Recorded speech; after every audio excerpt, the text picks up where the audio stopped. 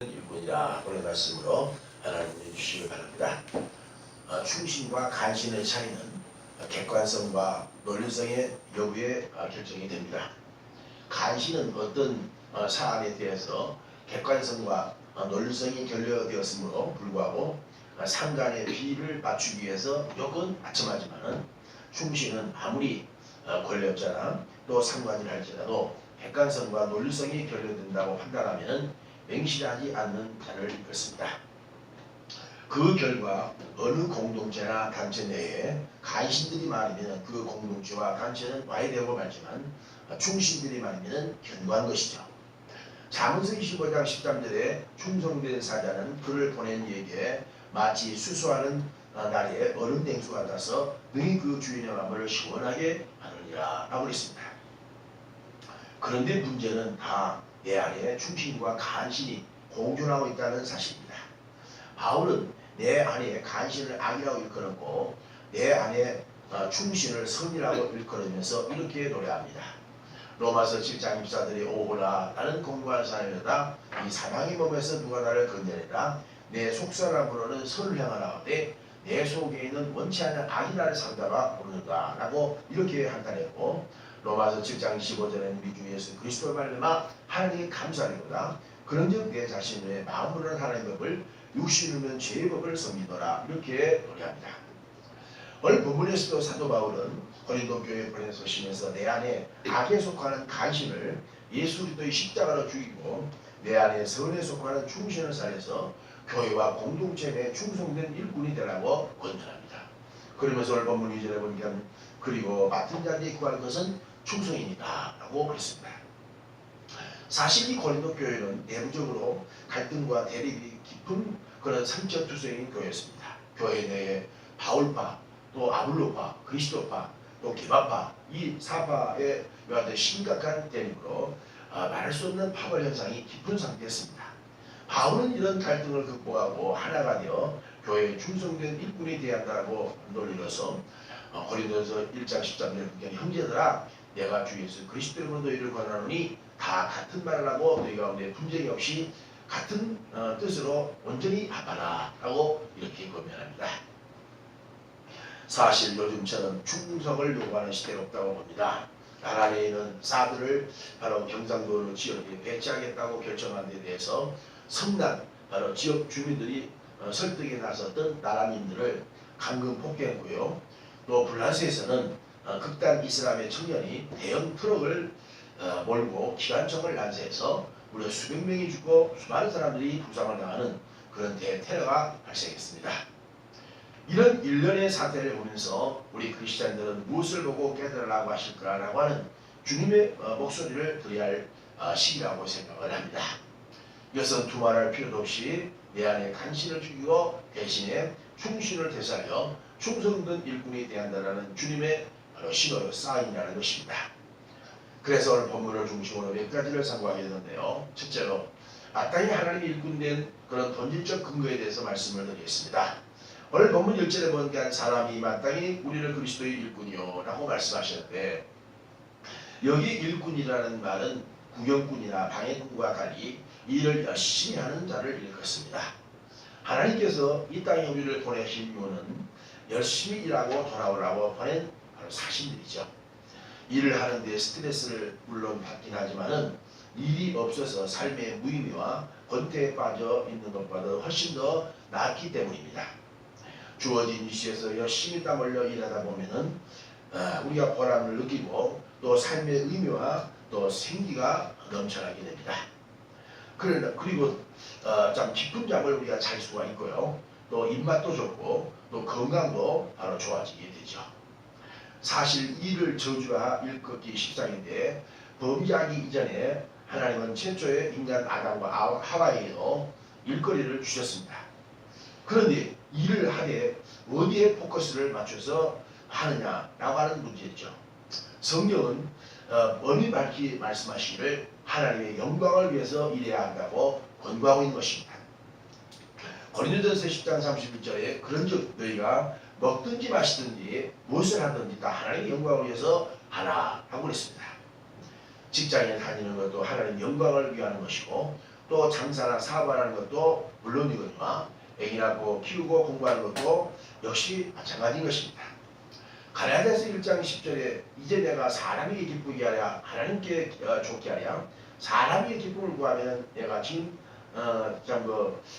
그리스도의 종이 아니니라 라고 이렇게 말씀했습니다.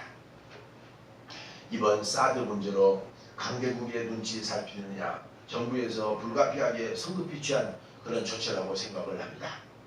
물론 안보가 최우선인 상황에서 군력을 증강해서 전쟁 억제력을 확보한다는 것은 당연하다고 생각되지만 이번 위와 같은 조치는 무리수를 둔 것 같은 예감이 듭니다. 사드 배치를 허용할 수 없다는 지역 주민들의 반발이라고 하는 명분 때문이 아니라 하나님의 영광을 위한 본질적 취지에서 위반되기 때문이라는 것이죠. 사실 전쟁에는 변수가 많아서 군력을 증강시키겠다고 반드시 승리하는 것은 아닙니다. 비록 군력이 부족해도 하나님이 도와주시기는 바로 승리하는 것이죠. 이번 사태로 인해서 중국을 자극하면 우리의 경제 의존도가 26%에 해당하는 막강한 이와 같은 중국이 우리를 외면하게 된다면 우리 경제도 추락할 가능성이 바로 농후하기 때문입니다. 지나칠 정도로 미국의 눈치만 살피면서 우리가 그들의 간신 노릇을 할 필요는 당연히 없다고 생각합니다. 우리의 자존감을 회복하기 위한 차원에서도 우리가 배치된 그런 결정이라는 사실이죠. 그렇다면 이처럼 하나님의 영광을 목적을 두고 일해야 될 바로 근거는 과연 무엇이겠습니까? 예수 그리스도 바로 때문입니다. 그리스도는 하나님의 사랑의 바로 최고의 극치신 것입니다. 하나님은 우리를 위해서 두 가지의 사랑의 극치를 보여주셨는데요. 그 첫 번째는 천지 만물을 우리를 통해 주셨으므로 하나님 우리를 사랑하시다는 바로 증거요. 두 번째는 그리스도의 십자가의 대속을 통해서 우리에게 하나님의 그 큰 사랑을 보여주신 것이죠. 우리가 값없이 마시는 콩이나 또 물이나 이런 햇빛은 그야말로 하나님께서 우리를 바로 사랑하시기 때문에 값없이 우리에게 주시는 이와 같은 참 사랑의 표시입니다. 그래서 천지 만물을 하나님 우리에게 값없이 주셨다는 사랑의 증거고 더구나 십자가를 통해서 우리에게 대속의 은총을 베푸셔서 영생을 베풀어 주셨고 구원을 베풀어 주셨다는 것은 더 큰 하나님의 사랑의 극치라고 보는 것이죠. 요한복음 3장 16절에 하나님의 세상을 이처럼 사랑하사 독생자를 주셨으니 누구든지 저를 믿는 자마다 멸망치 않고 영생을 얻게 하려 하시니라 라고 말씀하십니다. 창조주 하나님께서 원죄와 자범죄의 유전자로 인해서 궁극적으로 심판받아야 마땅할 죄인들일 수밖에 없는 저와 여러분을 위해서 죄 없으신 하나님의 아들 예수 그리스도를 이 땅에 말씀대로 보내주사 내 대신 바로 십자가에 달려 죽으셨다가 부활하심으로 말미암아 무조건 그 예수로 믿는 자마다 구원을 바로 값없이 주시고 영생을 주신 그 은혜에 감사해서 그의 영광을 위해서 일하는 일꾼의 사명을 감당하는 것은 당연한 바로 도리라고 생각되지 않겠습니까? 사도 바울도 그리스도를 모시고 그리스도인들을 감옥에 가두는 교회를 참배했던 청년이었지만 우연히 다메섹 도상에서 부활하신 그리스도를 만난 후부터 변화되어 핍박에 간신히 죽고 전파자 충신으로 개마천선한 사실을 이렇게 노래합니다. 디모데전서 1장 11절에 나를 능하게 하신 그리스도 예수 우리 주께 내가 감사함은 나를 충성되게 여겨 내게 직분을 맡기시니 내가 전에는 해방자요 핍박자요 포행자이지만은 도리어 궁유를 입는 것은 내가 믿지 아니할 때에 알지 못하고 행하였습니다 라고 했습니다. 실로 사도 바울의 업적은 눈부실 정도로 그리스도를 만난 후에 바로 찬란했습니다. 아라비아 광야에서 3년 동안의 철저한 수행을 마치고 곧바로 안디옥교회에 바로 천거로 바나바와 함께 소아시아 제1차 전쟁을 마치고 예루살렘 교회에 와서 제2차 마케도니아 제3차 아카이 전쟁을 마치고 로마에 호송되어 순교의 제물이 되기까지 수많은 교회를 세워 하나님께 영광을 돌렸고 신약성경 27권 가운데서 절반에 가까운 14권을 로마서를 비롯한 14권을 집필하는 대업을 남긴 위대한 목회자요 위대한 신학자요 위대한 그런 부흥사의 자취를 남겼던 것입니다. 바울이 로마에 건너가 재판을 받게 되기 전 당시 밀레도섬에서 에베소 장로들을 불러놓고 한 목회 고백에서 하나님의 일꾼된 사명을 이렇게 허심탄회하게 증언하는데요. 사도행전 20장 23절에 보니까 오직 성령이 작성해서 너희의 증가하여 결박과 환난의 날을 기다리다나 나의 달려갈 길과 주 예수께 받는 사명 곧 하나님의 은혜의 복음을 준비하는 일을 마치라면 나의 생명을 조금도 귀한 것을 여기지 아니하노라 하고 그랬습니다. 그가 이처럼 생명을 바쳐 주에 대해 최선을 다하기 때문에 그의 이와 같은 최후를 이렇게 그런 마지막에 유언을 합니다. 디모데후서 4장 6절에 관대와 같이 벌써 내가 부금이 되고 나의 달려갈 기약이 가까워도다. 내가 선한 싸움을 싸우고 나의 달려갈 길을 마치고 믿음을 지켰으니 이제 나를 위해서 예비하신 의의 면관이 예비됐으니 이것은 의로우신 재판장이 내게 주실 것이니 내게만 아니라 나의 주의 재림을 사모하는 모든 자에게니라 라고 했습니다. 우리의 현실이 안보 면에서나 사회 각계각층의 불만이 표출된 불안정한 정황을 바로 상고할 것 같은 심지가 견고한 지도자가 이 땅에 없기 때문에 이런 부작용이 각계각층에서 표출하고 있다고 하는 정황으로 봅니다. 시편 101편 6절에 내 눈 즉 여호와의 눈이 이 땅에 충성된 자를 살펴 나와 함께 거하게 하리니 완전한 길에 행하는 자가 나를 수종하리로다 라고 그랬습니다. 둘째로 충성된 일꾼들에게 주어진 특권에 대해서 말씀을 드리겠습니다. 오늘 본문 1절 하반절에 보니까 하나님의 비밀을 받은 자가 이길지어다 라고 그랬어요. 여기에 하나님의 일을 했기에 비밀을 보여주었던 것이 아니라 비밀을 보여주었기 때문에 하나님의 일을 필연적으로 충성치 않을 수 없다는 그런 논리입니다. 그런데 권력에 아부하는 것은 바로 험한 것입니다. 왜냐하면 영원한 권력은 이 땅에 존재하지 않기 때문이죠. 권력자가 무너지면 그를 따르는 가신들도 발로 무너지고 말이기 때문인 것입니다. 요즘에 무슨 박이냐는 그런 가신들이 국민들의 눈살을 찌푸리는 행동을 하는 모습들은 권력의 허무성을 너무도 깨닫지 못하는 어리석은 바로 작전이라고 생각이 됩니다. 시편 146편 3절에 방백들을 의지하지 말며 도울 쉼이 없는 인생도 의지하지 말지니 그의 호흡이 끊어지는 흙으로 돌아가 당일에 그의 도모가 소멸하리로다. 야곱의 하나님으로 자기의 도움을 삼으며 여호와 자기 하나님께 소망을 두는 자는 복이도다 라고 그랬습니다. 오직 하나님만이 변함도 없으시고 해전하는 그림자도 없으신 영원한 바로 반석이십니다. 그러므로 야곱의 하나님께 소망을 두는 자가 복이 있기에 우리가 주의 일에 태만히 하지 않아야 함에도 불구하고 내 안에 게으름과 나태는 끊임없이 나를 주의 일에 전진하지 못하게 하는 내 안에 회방꾼인 것이죠. 마태복음 13장에 보면 예수님의 천국의 비유를 말씀하시면서 이런 제자들에게 말씀을 비유로 가지시는데요.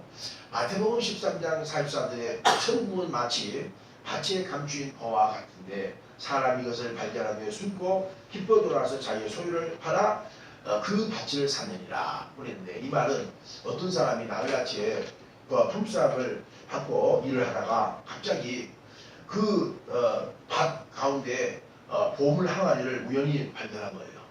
옛날에는 요즘처럼 근거가 없기 때문에 재산이나 한 보물을 땅속에다 항아리에다 집어넣어서 이렇게 간직을 했습니다. 그런데 그 보화를 자기 소유로 만들기 위해서 보화를 흙으로 덮고 집에 돌아와서 자기 소유를 다 팔아서 그 밭을 샀다고 했습니다.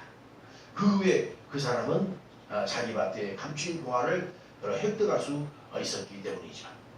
마찬가지로 하나님의 일을 해도 되고 안 해도 되는 아니라 반드시 해야 될 이유는 감추인 바로 보화라는 비밀 때문인 것입니다. 고로새서 1장 26절에 이 비밀은 안세로부터 몸으로 감추었던 것인데 이제는 그의 성도들에게 나타났고 하나님이 그들로 이 비밀의 영광의 이방인 가운데 어떻게 풍성한 것을 알게 하려 하십니다. 이 비밀은 너희 안에 계신 그리스도니 곧 영광의 소망이십니다 라고 그랬습니다. 또 고린도전서 2장 7절도 그러니까 오직 비밀한 가운데 하나님의 지혜를 말하는 것이니 곧 감추었던 것인데 하나님이 우리의 영광을 위하여 만세전에 미리 정하신 것이다 라고 말씀했습니다. 이 하나님의 비밀을 그리스도 안에서 성령으로 밝히 드러나게 하여서 믿음으로 행하게 하였으니 이것이 바로 복음, 굿뉴스, 복음이라는 것입니다. 제가 목사가 되기 전 7가지 죽을 병으로 사경을 해왔을 때 부모님을 비롯해서 저희 형제, 친척들은 물론이거니와 동네 사람들도 다 핍박을 했습니다. 병이 들면 병원에 찾을 것이지 교회를 찾든 한날 기도만 한다고 낫느냐 하고 핀대를 줬습니다. 그러나 병원에서 주사나 약을 맞아도 더 악화되어 있기 때문에 성령 세례를 받고 난 후에 생각이 완전히 바뀌었습니다. 죽으면 죽으리라 하면서 하나님만 의지했습니다. 설령 주사나 약을 먹으면서 하나님 의지하면은 나중에 고침받고 난 다음에 주사나 약으로 고침받을지 하나님의 능력으로 고침받지 않았다 해서 주사약을 끊고 하나님께 적극적으로 매달렸더니 하나님 때가 되면 치료의 검선을 비춰서 건강을 회복해 주셨던 것입니다.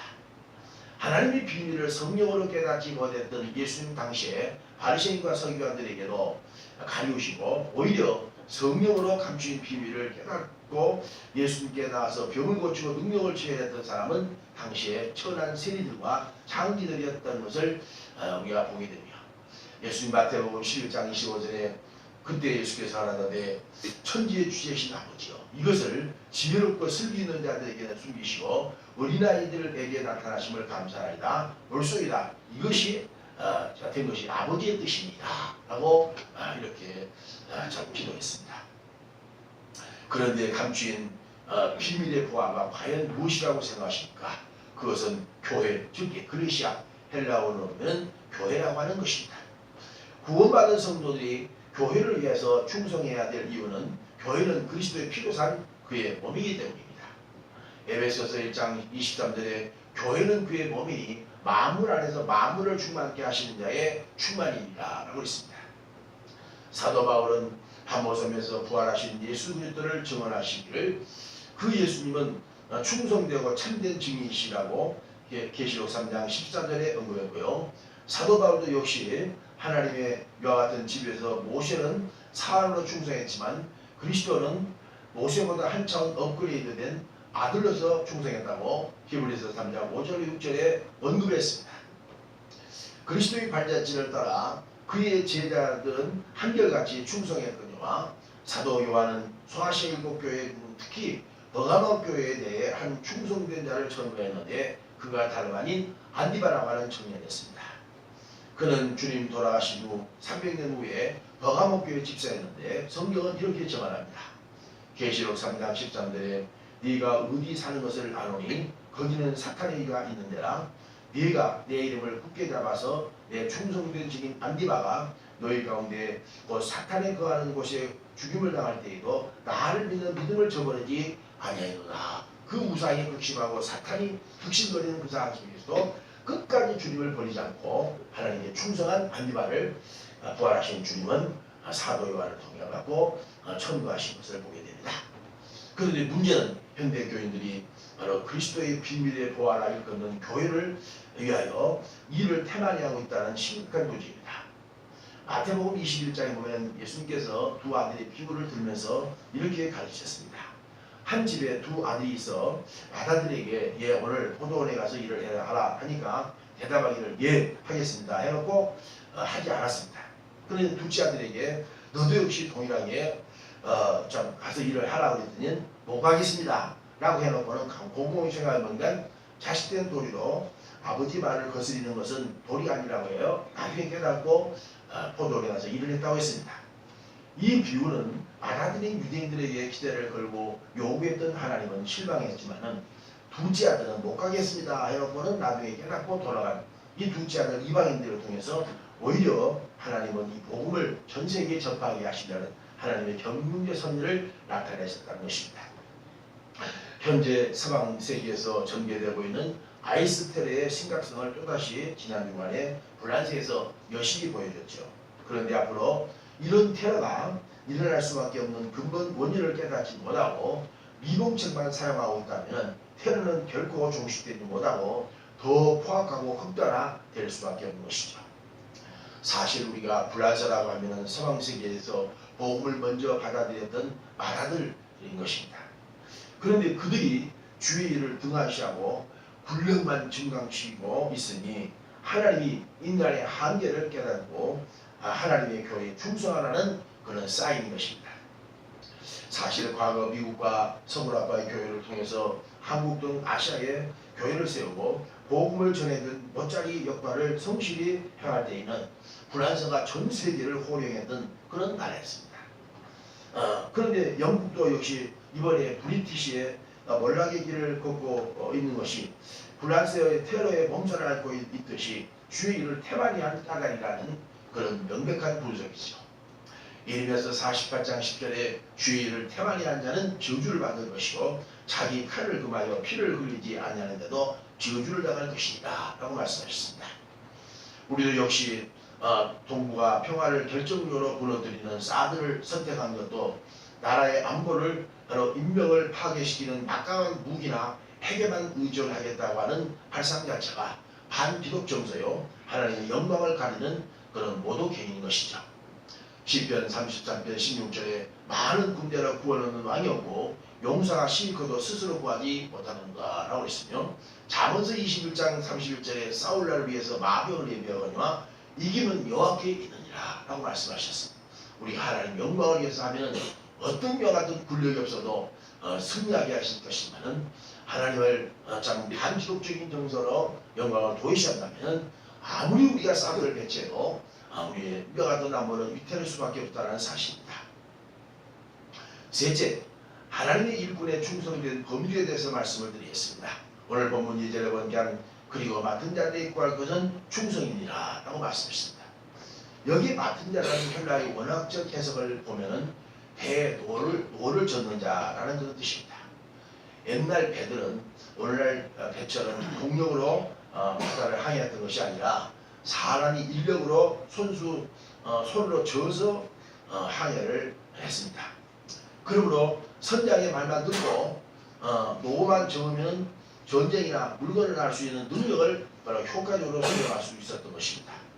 마찬가지로 그리스도의 피로 구원받은 성도들은 하나님의 집엔 바로 교회에 노를 젓는 자들처럼 충성을 해야 하나님의 영광을 드러내는데 우리가 구체적으로 참 충성의 범주가 무엇일까요? 우리가 세 가지로 측면에서 우리가 충성해야 되는데 첫 번째는 적은 일에 바로 충성을 해야 되고요. 두 번째는 변화없이 바로 충성을 해야 되고 세 번째는 죽도록 충성하라고 성경은 참 가르칩니다. 먼저 적은 일에 충성하는 데에 대해서 먼저 말씀을 드리겠습니다. 누가복음 16장 10절에 보면은 예수님께서 지극히 적은 죄에 충성하는 것은 큰 것에도 충성되고 지극히 적은 것에 불의한 자는 큰 것에도 불의하니라 라고 말씀하셨습니다. 다윗은 어렸을 때부터 부친의 양을 키우는데 목동으로서 베들레헴 거림에서 적은 일부터 충성했을 때에 하나님은 사무엘 선지자를 감동해서 그에게 기름을 부어 이스라엘 제2대 왕으로 등극할 수 있게 하였고요. 또 엘리사 역시 12마리의 소를 앞세워 밭을 가는 적은 일에 충성을 다했을 때 선지자 엘리야를 감동시켜 그의 후계자로 기름을 부어 사명을 갑절이나 더 감당할 수 있게 했고요.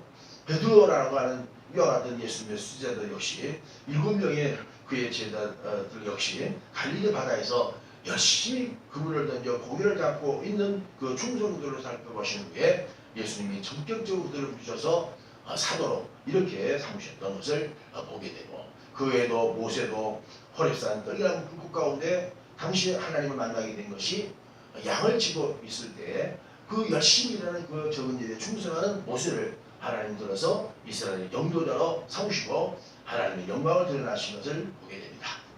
그러므로 교회에서 부여받은 직분을 과시하거나 우리에게 주장하라고 준 것이 아니라 충성하라고 주신 바로 보아의 줄 알고 최선을 다해서 충성해야 됩니다.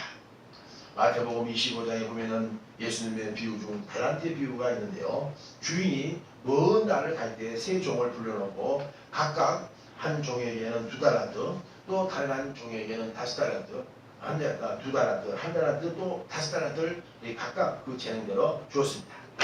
그런데 5달란트 받았던 종이 열심히 장사를 해서 10달란트를 남기고 또 2달란트 받았던 종이 열심히 장사해서 4달란트를 남겨놨을 때 착하고 충성된 종아 하면서 주인이 돌아와서 내가 적은 일에 충성했으에 내가 많은 것으로 참 줄 것이니 내 주인의 즐거움에 참여할지어다 하면서 그에게 상급과 축복을 아끼지 않았습니다.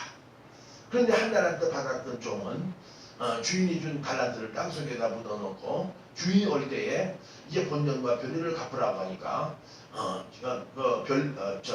변명하기를 당신은 굳은 사람이라 심지 않는 것도 해치지 않는 것도 모르는 줄 알았으며 당신의 달란트를 받으소서 하면서 땅속에 묻었던 한 달란트를 그대로 가지고 주인한테 내놨을 때 주인은 약하고 게으른 종아 내가 심지 않는 것도 해치지 않는 것을 모르는 줄 알았냐? 이 약한 용을 저 펄펄 끓는 요한권에 집어던지라. 거기서 슬피우며 일감이 있으리라 하시면서 지극히 정리에 충성한 자는 큰 것에서 충성하지만 지극히 정거에 충성치 못한 자는 큰 것에도 충성치 못한다 라고 이렇게 예수님이 말씀하셨습니다.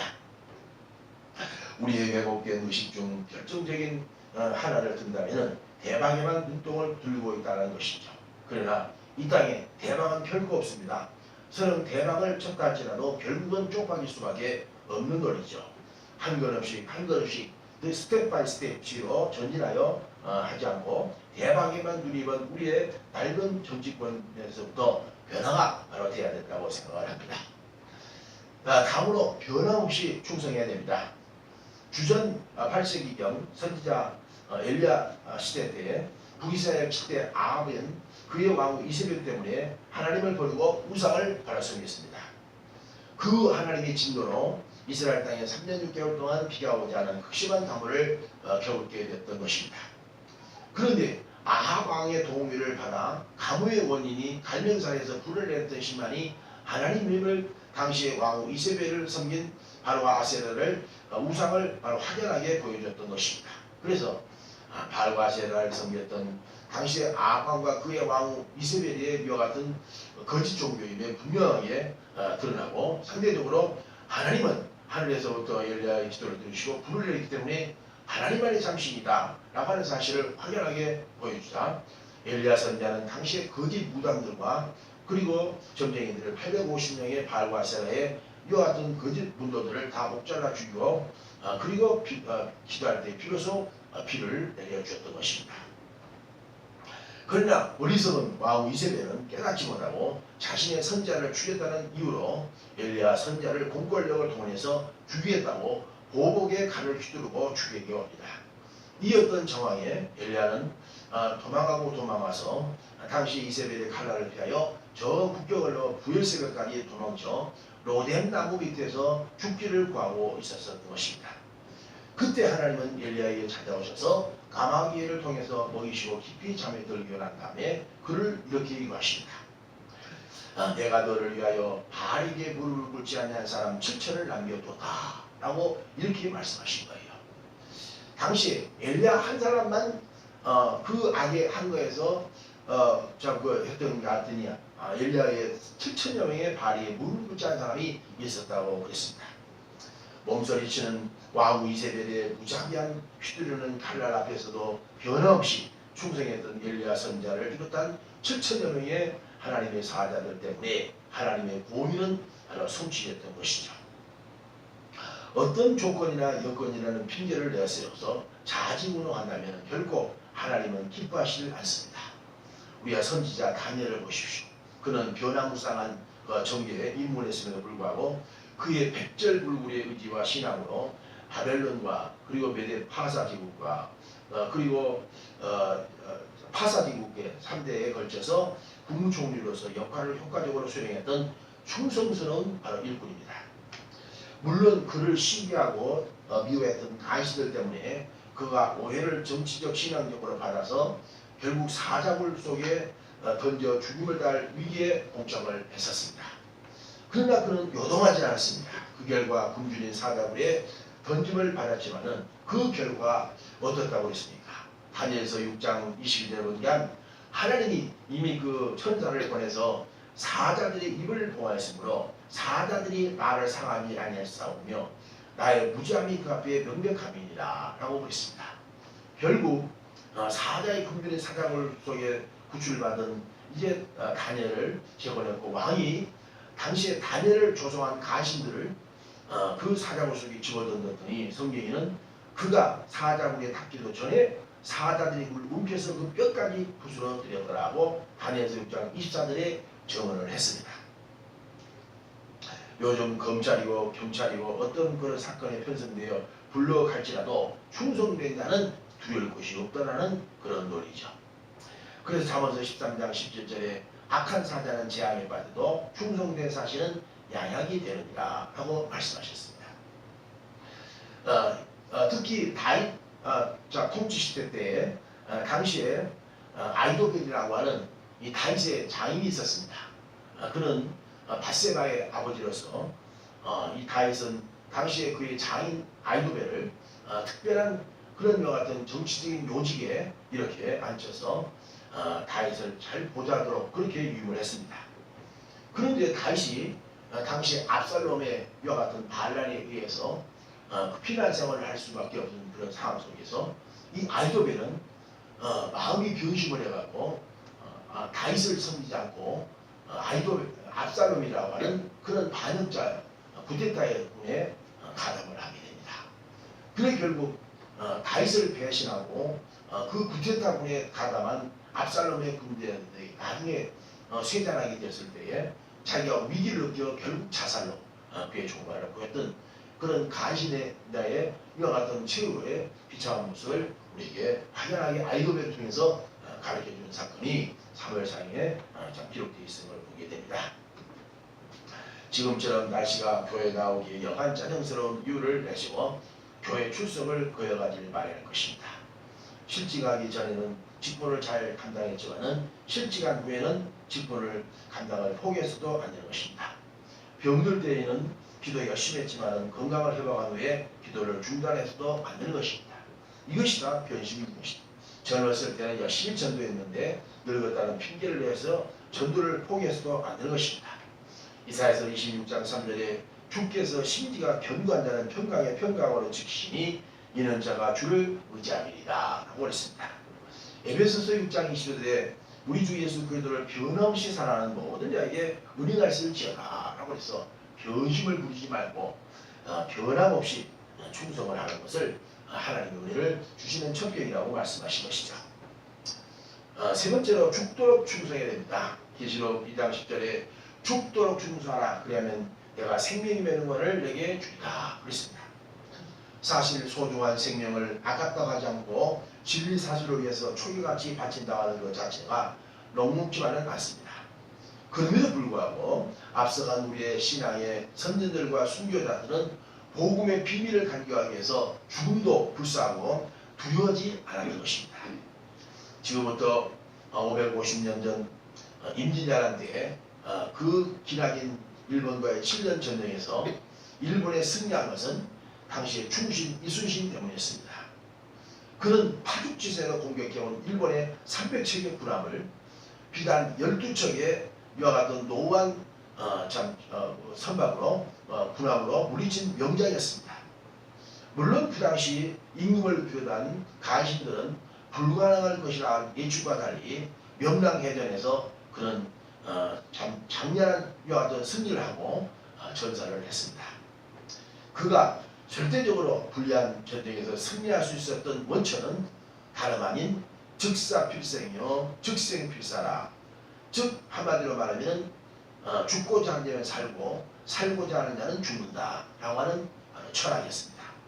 이것이 바로 오늘날 순국을 지키고 있는 이순신의 이와 같은 철학이라면 오늘날 순국보다도 더 차원 높은 순교를 위한 이와 같은 철학은 역시 죽음은 산다라는 것입니다. 이것이 바로 순교자의 정신인 것입니다. 한국교회가 위기에 직면했다는 징후를 다름 아닌 순교자들이 나타나지 않았다는 데 문제인 것입니다. 과거 이 땅에 복음에 들어왔을 때 신사참배와 일제 신사참배에 싸워서 순교했던 주기철 또 손영한 목사님 같은 순교의 피가 현재 흐르지 않고 또 공산주의와 싸워 진리를 사수했던 김익두 목사 같은 순교자나 또 영락교회 장로 김문락 씨와 같은 그런 분들이 없다는 데 심각한 문제인 것입니다. 교회는 부흥의 이와 같은 밑거름이 다시 다름 아닌 순교인 것입니다. 오히려 이슬람처럼 극단주의자들에 의해서 목숨을 아깝게 여기지 않는 순교자들이 없다는 것입니다. 저 여러분이 비록 순교자들처럼 몸으로 순교를 못한다 할지라도 살아서 내 안에 있는 간신을 날마다 십자가에 매라고 내 안에 충실로 새롭게 거듭나야 된다고 생각이 됩니다. 아멘. 하나님의 일꾼된 근거는 그리스도의 바로 십자가인 것입니다. 십자가에서가 멸망한 자에게는 미련한 것이고 구하는 우리에겐 하나님의 능력이요 지혜라고 고린도서 1장 18절도 말씀하시기 때문이죠. 더구나 충성된 일꾼들에게는 비밀의 보화를 하나님이 예배해 주셨다는 놀라운 특권인 것입니다. 이 놀라운 하나님의 이와 같은 비밀의 보화, 이것 때문에 우리는 하나님 앞에 충성하지 않을 수 없고 우리의 적은 일뿐만 아니라 변함없이 또 우리의 생명도 불쌍하지 않고 앞서간 우리의 신앙의 순교자들처럼 하나님의 영광을 위해서 참 살아드려야 된다는 이 분명한 목표를 가지고 우리 모두가 다 하나님의 영광을 위한 바로 일꾼된 어떤 충성된 하나님의 이와 같은 삶을 사시다가 예수님이 이 땅에 호령과 천사의 나팔 소리로 강림하실 때 우리 모두가 다 눈물과 제약과 근심이 없는 저 하늘나라에 영생 목락을 누리던 순교자의 발을 서서 해와 같이 별과 같이 영원히 빛나는 여러분들 수 있기를 주 예수 그리스도의 이름으로 간절히 축원합니다. 우리가 마땅히 하나님의 일꾼이요 하나님의 복음의 비밀을 받는 자로 이길지어다. 그리고 맡은 자의 것은 충성이라고 말씀하신 하나님 감사합니다. 우리가 아버지 하나님이여 현실적으로 그야말로 충성을 아버지 요구하는 시대가 없는 것 같은 상황에 우리는 진정으로 우리 마음속에 있는 간신을 아버지 버리고 하나님 앞에 충신다운 아름다운 아버지의 삶의 자체를 남길 수 있도록 성령으로 저들을 돌봐주시고 함께하여 주옵소서. 예수 그리스도로 기도드리옵나이다.